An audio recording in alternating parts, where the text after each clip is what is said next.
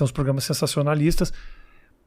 Tá rolando um momento em que o justiceiro virou celebridade um pouco. Que são os policiais youtubers que mostram as operações, que mostram a subida na favela. E esses caras viraram assim... Viraram os justiceiros, viraram super-heróis quase assim, cara. Como é que você vê esse fenômeno?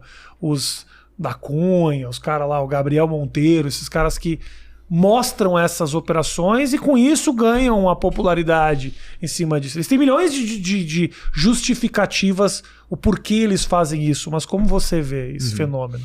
É uma Acho que você continuidade. chegou a fazer um vídeo disso E até, sim, né? é o último vídeo que eu postei exatamente sobre isso. Tá. Eles são a continuidade dos Datenas, do Siqueira Júnior, tá ligado? Esses caras, eles prepararam aí o terreno pra eles, né? Essa questão que você falou do policial como um herói, como um justiceiro, é nada mais do que eles fazem lá. Parabéns pelo trabalho da brilhante polícia militar, né, que prendeu esses bandidos marginais. A polícia rapidamente chegou, né, e acabou com o baile, não sei o quê. Então, esses jornais foram criando essa construção da polícia herói, justiceiro, o que é prejudicial até pros próprios policiais, tá?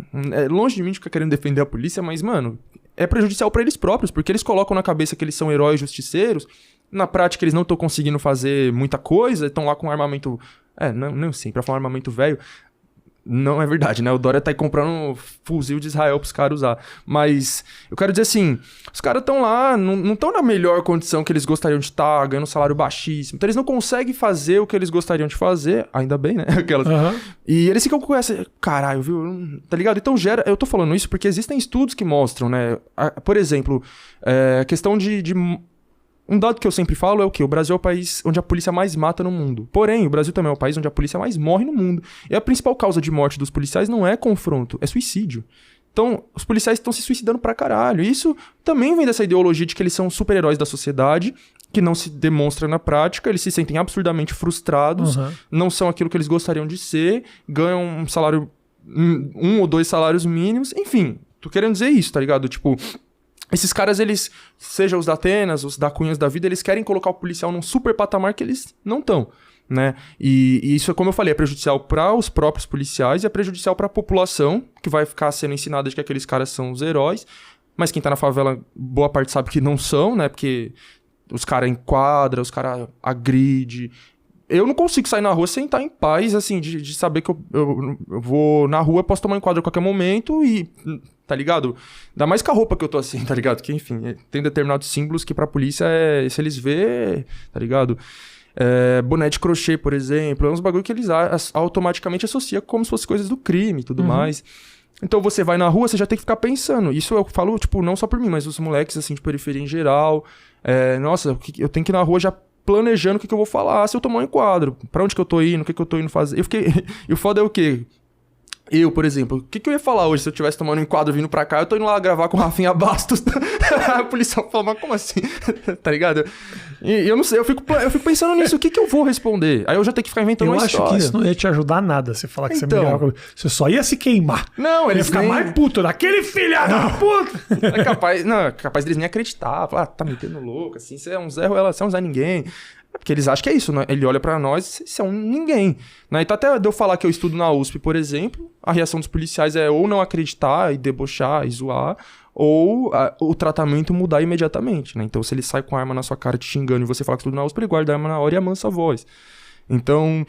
Enfim, o que eu tava dizendo era isso, tá ligado? As pessoas são ensinadas a ficar idolatrando policial, o que é mais difícil de acontecer na favela, porém acontece também, acontece mais na classe média, né? Porque a favela tá ali convivendo com a violência policial diariamente. Então, nossa, é uma loucura, mano. E aí, como eu falei, esses caras, né, estão dando continuidade ao trabalho desses jornais policiais, eles estão ali naturalizando a violência policial, naturalizando chacinas, por exemplo. Que bizarrice foi aquele vídeo do Da Cunha legitimando a chacina do Jacarezinho, por exemplo, mano. No mesmo dia que o bagulho aconteceu, 27 pessoas mortas pela polícia, ele tava lá fazendo um vídeo, parabenizo o trabalho da Polícia Militar do Rio de Janeiro, sou fã da Polícia Militar do Rio de Janeiro, acredito absolutamente na palavra da Polícia do Rio de Janeiro, tá ligado? Sendo que, enfim, foi uma operação totalmente irregular, com o desenrolar da investigação, das perícias, isso foi ficando mais claro do que já era, né?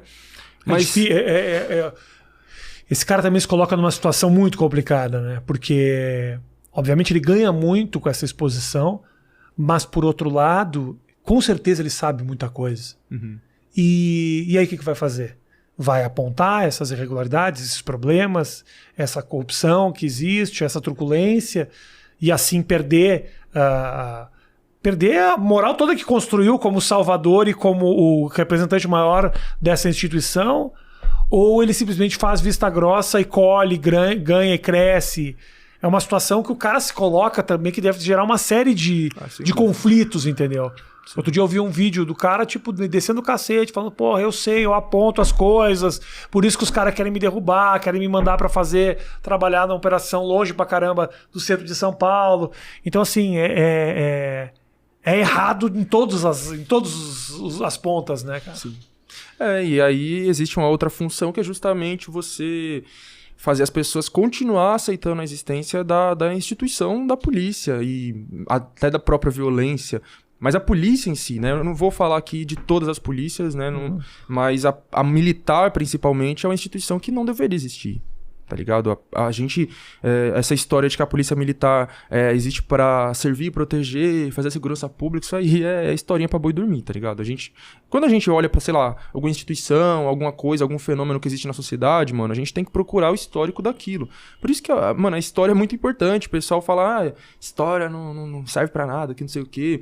Né?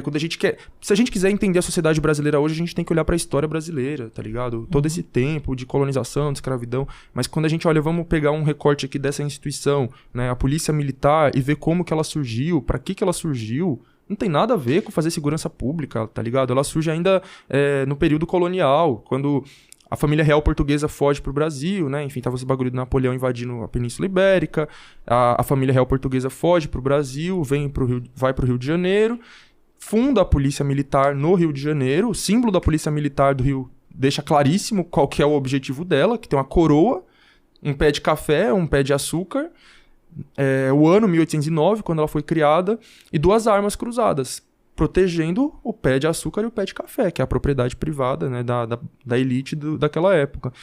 E aí, enfim, tem essa função, proteger ali a classe dominante política, econômica, suas propriedades, e evitar uma revolução aqui no Brasil dos escravizados, né? Eu falo assim, porque poucos anos antes aconteceu a Revolução Haitiana, que foi um bagulho que botou medo no todo o continente americano, todas as elites, né? Que foi uma revolução dos escravizados no Haiti, foi o primeiro país das Américas a abolir a escravidão, e foi justamente pelos escravizados, diferente do Brasil, né? E isso colocou muito medo, né? Então existe até um termo, né, chamado haitianismo, né, para quem quiser pesquisar melhor sobre o assunto, que fala justamente sobre isso, sobre o medo que as elites tinham de que todos os escravizados pelos países americanos, né, se rebelassem e tomassem o poder, como aconteceu no Haiti.